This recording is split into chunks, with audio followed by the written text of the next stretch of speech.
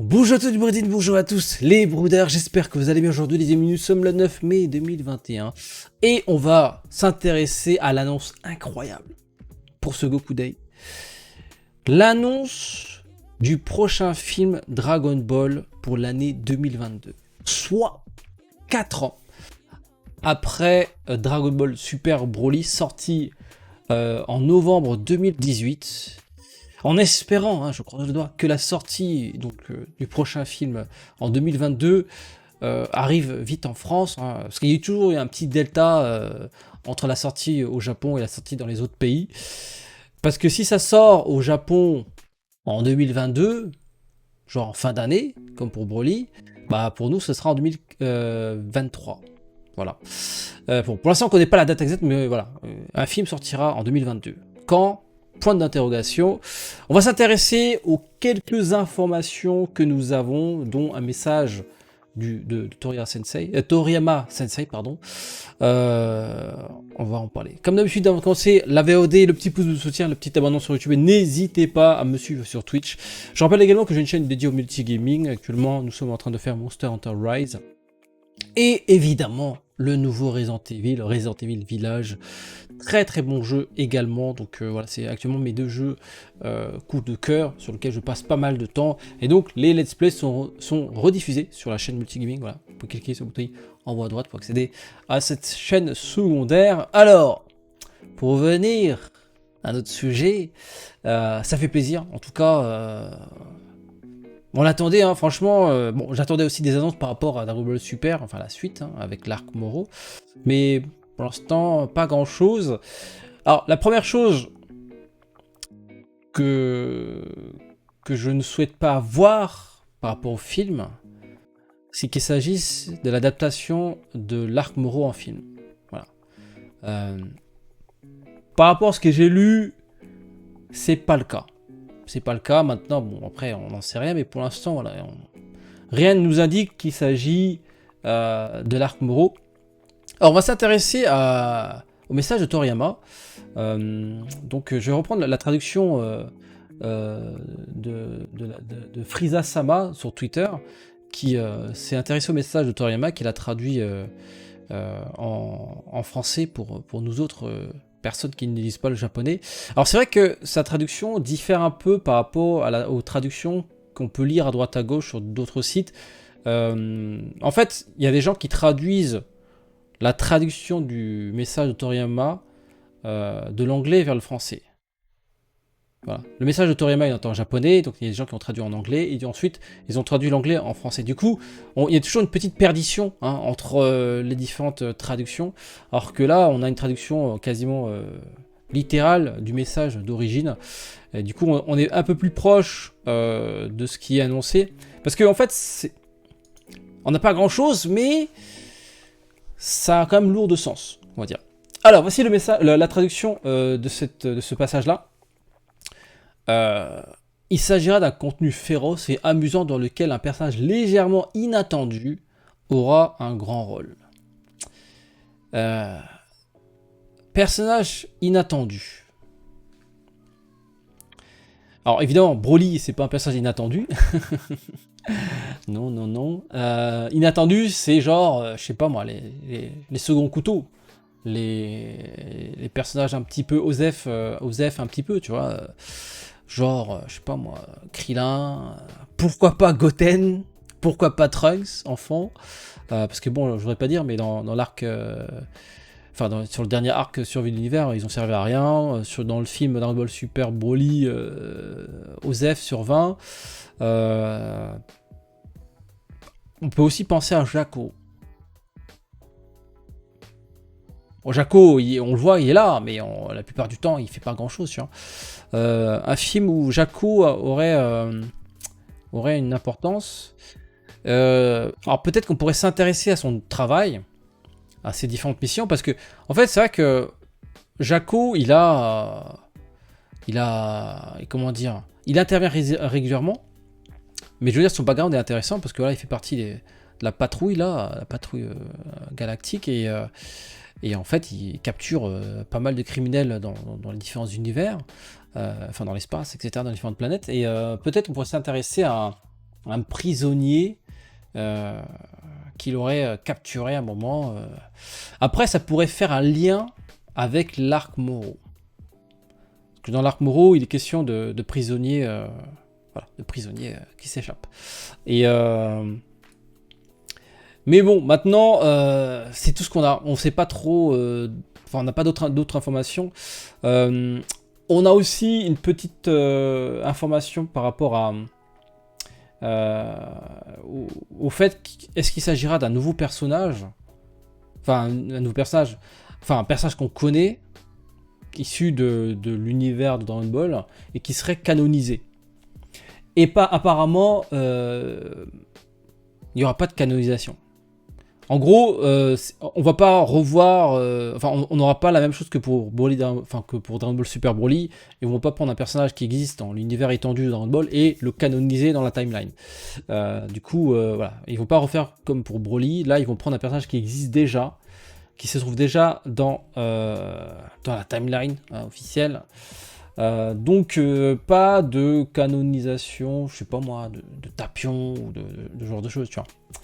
Donc voilà, c'est tout ce qu'on sait par rapport à ce film. Maintenant, ce que j'attends, déjà, ce serait qu'il s'intéresse un petit peu au personnage, un petit peu mis de côté, tu vois, parce que c'est vrai que pour l'instant, on est très enfin, je veux dire, Vegeta et Goku, ils prennent toute la place, et le reste, il n'existe plus. Alors, les autres persos, c'est un petit peu osef, et je trouve ça un petit peu dommage. Voilà. J'aimerais bien revoir le retour de Goten et de Trunks. Parce que là, toute la partie super, ils sont vraiment mis de côté. Je trouve ça tellement dommage. Pourquoi pas aussi une petite remise en avant de Gohan Ultime. Bon, ici, je ne pense pas qu'il sera le personnage central. Parce qu'on parle quand même d'un personnage légèrement inattendu. Je pense pas qu'il s'agit d'un Saiyan. Après, Gohan, il a eu quand même sa place. Enfin, il a quand même participé durant l'arc Survie de l'univers.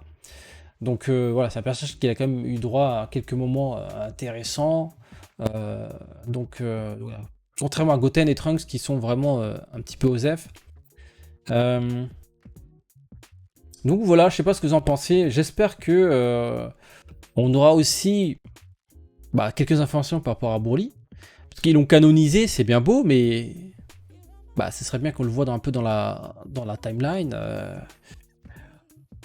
Ou peut-être que, par rapport au personnage inattendu, peut-être qu'on pourrait s'intéresser à Chilai et Limo, de leur passé, tu vois, leur passé avant qu'ils rencontrent Broly. Bon, après, ce serait pas forcément peut-être hyper intéressant, parce que faire un film sans l'intervention des Saiyans, enfin les Saiyans, on va dire, populaires, ça va être un peu compliqué.